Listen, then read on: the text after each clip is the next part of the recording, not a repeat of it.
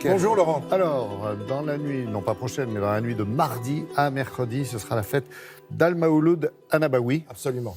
Qui commémore la naissance du prophète. Oui, de exactement. Et alors, c'est une fête importante. Et d'ailleurs, nombre de pays islamiques sont, en tout cas qui ont comme religion l'islam, proposent des jours fériés ces jours-là. Donc, ça va être mardi et mercredi. Je prends par exemple les 3 pays du Maghreb, la Tunisie, l'Algérie et le Maroc, mais aussi le Sénégal, le Bénin, les Émirats arabes. Avec le nombre de communautés qu'il y a Absolument, sur la planète. Partout dans le monde. Et alors, c'est un moment important et c'est l'occasion peut-être de parler de cet homme, évidemment, qui est né à la Mecque. Alors, on va regarder d'abord une carte pour se situer. Évidemment, c'est sur cette péninsule arabique. C'est une sorte de grande langue de terre, là, entre la mer Rouge et le golfe Persique. C'est vraiment un endroit où il n'y a rien. Pardon de dire ça, mais c'est un terrible désert. Les habitants sont des tribus bédouines, des tribus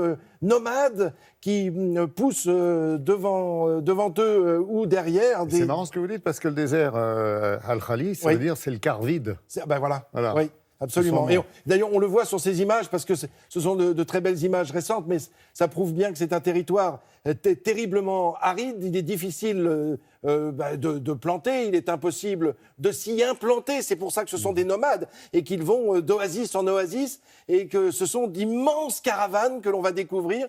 Et justement, ça fait partie de l'histoire du prophète, parce qu'il voit le jour à la Mecque, d'où le fait que cette ville soit une ville sainte. La Mecque qui est déjà un lieu de pèlerinage pré-islamique. C'est important. La Kaaba que l'on connaît, là où se trouve la pierre noire, eh bien, c'est un lieu pré-islamique déjà de pèlerinage. Donc, c'est important. Ce qu'il veut, le prophète, quand il reçoit ces textes, quand il reçoit cette pensée dans le désert, c'est ce qu'il veut montrer, que le polythéisme n'est pas la marche à suivre et que c'est le monothéisme. Et justement, c'est ce qu'il va nous raconter avec ces visions qui lui sont données dans le désert. Alors, je rappelais les caravanes, c'est important parce qu'il fait partie d'une grande famille caravanière. Lui-même va mener des caravanes à plusieurs reprises. Il va devenir d'ailleurs assez aisé. Et quand il reçoit la foudre, comme l'on dit, c'est-à-dire qu'il entend ce que lui dit l'ange Gabriel en plein désert,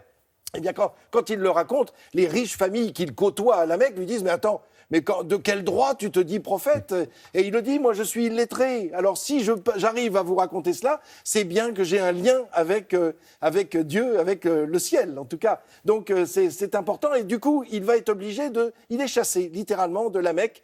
Et il va partir pour Yatrib, une ville que l'on connaît aujourd'hui sous le nom de Médine. Et ça, c'est un moment très important dans l'islam. Toute la vie du prophète est importante, mais là, c'est un moment important. Pourquoi ? Parce que à partir du moment où il quitte la Mecque pour Médine, c'est ce qu'on appelle l'exil, l'expatriement, et c'est là que commence l'hégire. C'est-à-dire, c'est le premier jour du calendrier musulman. C'est lorsqu'il se déplace, qu'il quitte la Mecque pour aller à Médine. Et il va disparaître en l'an 632. Alors là, je parle de notre calendrier occidental. Et si on réfléchit bien, eh bien, c'est à partir de cette année 632, quelqu'un qui, si vous voulez, un jeune homme qui l'aurait connu peu de temps avant sa mort, mais quand je dis quelqu'un de jeune, 7, 8 ou 9 ans, un enfant, eh bien, avant que cet homme ne vieillisse, ne disparaisse à 80 ans ou plus, il aurait vu l'empire musulman se déplacer et s'agrandir d'une façon extraordinaire jusqu'aux confins de la Chine et jusqu'aux Pyrénées. Ce sont ses successeurs, ceux qu'on appelle les successeurs, les califes. D'ailleurs, calife, c'est un mot arabe qui signifie successeur. C'est eux qui vont mener, qui vont développer cet islam.